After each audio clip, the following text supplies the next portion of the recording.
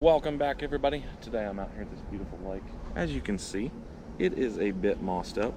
We are going to be throwing just about anything. All I care about today is catching some largemouth bass. I don't care about size. I don't care how we catch them. So I've just got a few hours out here tonight before sunrise, and so we're going to throw around a couple lures and hopes to catch some largies. Sun's going down pretty quick. I think I've got about an hour drive home. So I'm just going to try to toss around a few lures before the sun goes all the way down. Water temp is probably in the upper 70s today, same as the air temp. It's pretty warm out, very little wind, so kayak fishing has been incredible recently, and just anytime you can get out in the kayak without there being too much wind, highly recommend it because it makes it so much more fun. So hopefully we can catch some largemouth today. There are pike in here and a lot of bluegill. Not really chasing the bluegills today, although we could end up with a pike. I think we're going to start off with just a weightless Senko today. I've got like a watermelon red color tied on from last time I was out here fishing, and hopefully we can get something that way. Basically, as you can see around here, there's tons and tons of this nasty green algae, but like where I'm sitting right now, that's where a lot of these largemouth will school up. Typically this lake would be a little bit tougher, but because of the weeds, it's pretty easy to find these fish. Just now, if they'll bite, it's a little bit different story. So let's get in there and hopefully we can rip some lips.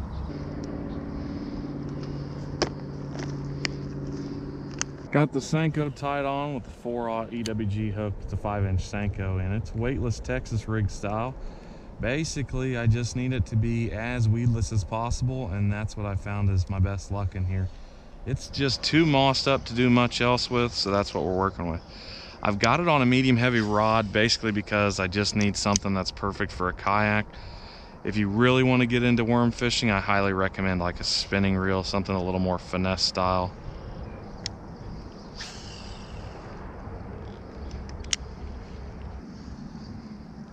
There we go. She was swimming sideways. Just wasn't sure if she had her all the way. That is by far the smallest fish I've caught out of here in a very long time. That is not something to brag about. Little 10-inch fish. I'm not used to catching fish like this. Most of the fish in here are about 14 inches. There's a few big ones, a few small ones, but 90% of the fish you catch are in that 13 to 15-inch range. Typically when you're throwing a Senko, I mean, it depends on the situation, but you want something light, like maybe a 10 or a 15 pound braid, and then maybe a fluorocarbon leader or something like that. I've got it on like 50-pound braid today just because that's what I have on this rod, and I didn't want to cut off my other lure, so we're making it work. I think it should work just fine today, although it's not the easiest to cast and it's not as finesse as it could be. That 50-pound braid does make it really nice though, with just the thick mat of moss in here. There's one. He popped off. Had a nice little bite there. But if you don't have that mat of moss, there's absolutely no reason to fish something this thick. Just like I said, I thought I had a bite there. I felt a thump, thump, thump, but yeah, I mean, it could have been a bluegill. You just never know.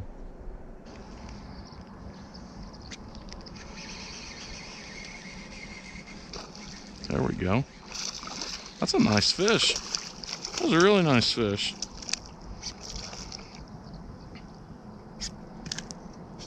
Barely on. Just hanging on by just a little thread there. I'll take them off like this to be a little easier on me. There we go. Check that beautiful largemouth out. Very cool, kind of fishing off a little sandbar out there, kind of just right out in the middle. I know this lake very well. I wish I knew all lakes this well, but it's kind of nice when you know exactly where to throw for all those shallow spots where all the deep spots are, and it just makes fishing overall easier. If I was in a boat, you could definitely use a fish finder, but in here it's kind of tough with the kayak. Some spots it's 6 inches deep, some spots 10, 12 feet, so it's just not worth coming in here with a bunch of electronics and tearing them up. So just kind of been doing guesswork and figuring it out as I've gone, and as the years go by I get better and better at this place.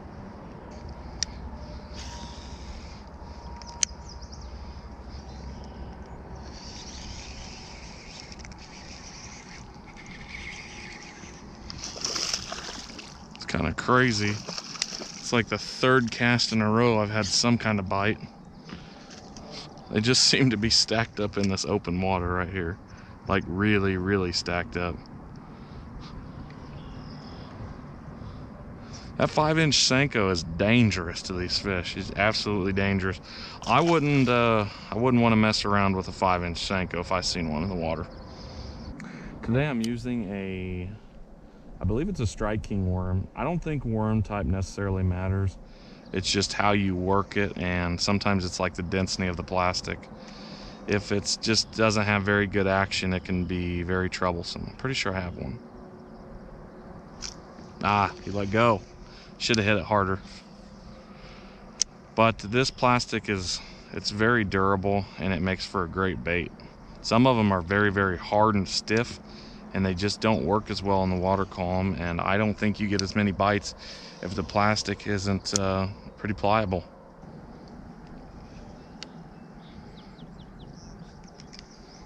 There we go.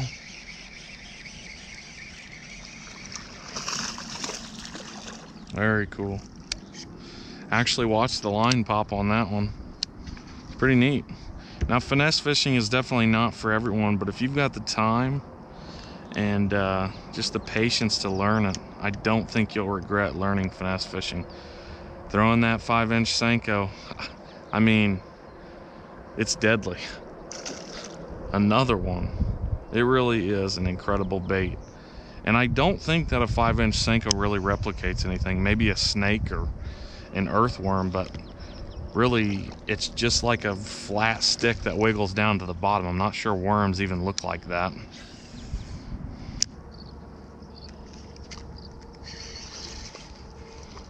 Another one. That one took a hot second to get him. Usually I'm a little more impatient when I throw the worm in there. I either get a bite or I don't in the first couple seconds, and it's almost like I'm flipping the worm. But that one I was really pretty patient on, and this has got about 1,000 pounds of moss. Really trying not to break this rod. I know this crane cable line won't break. Another fish. Came out of the hole right in front of me there, and I wouldn't be shocked if there's another fish in there.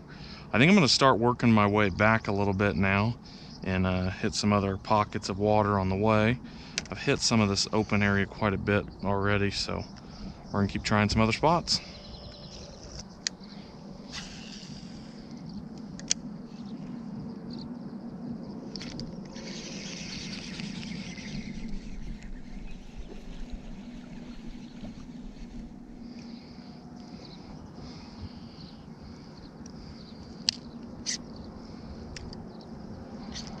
Well, that didn't take very long.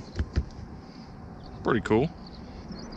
I love when you throw in there and you get to watch the fish come from, 10 yards away and fly over and just slam on that bait. Pretty neat.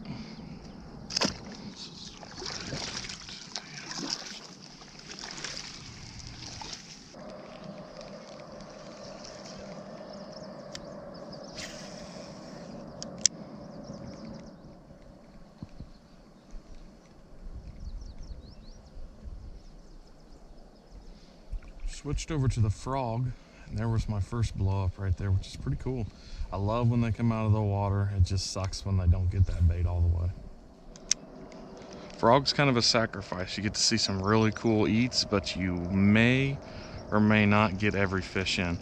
It just kind of comes with the territory. A frog, you're not going to have the best hookup ratio all the time, especially when you're dealing with really, really thick mats of this crazy moss in here.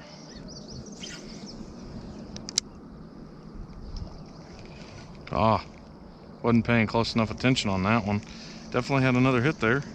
It's kind of cool being able to work it and just figuring it out. So I'm throwing in open water, completely open water if I can, and then I'm working into some of that spotty weeds, and then right before it gets to the just straight up thick mat of moss, that's usually where they're hanging out. Just in enough shade that they're not, overheating or anything there, but not all the way out in the open where they're vulnerable to predators.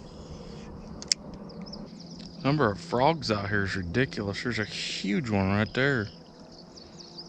I think it's a frog. Yeah, he's a frog. And there's another one just in front of me to the left right here.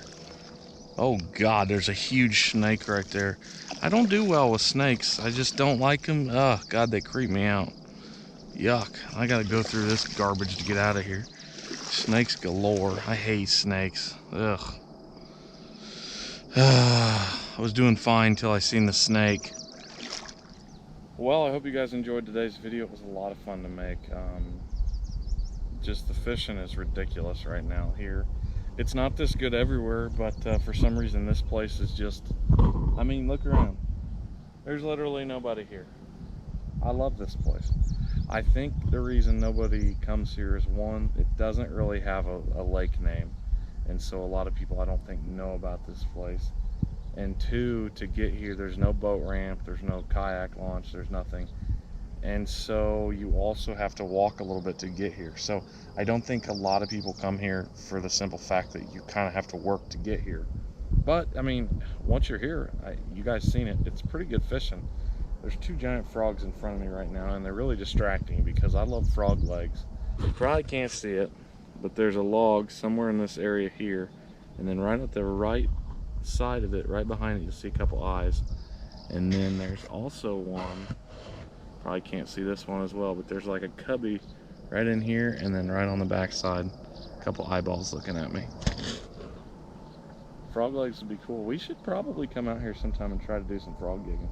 This place is ridiculous. Let me know what you guys thought of this video. I hope you enjoyed. Leave a big thumbs up. You guys gotta subscribe. There's tons of videos coming down the pipeline.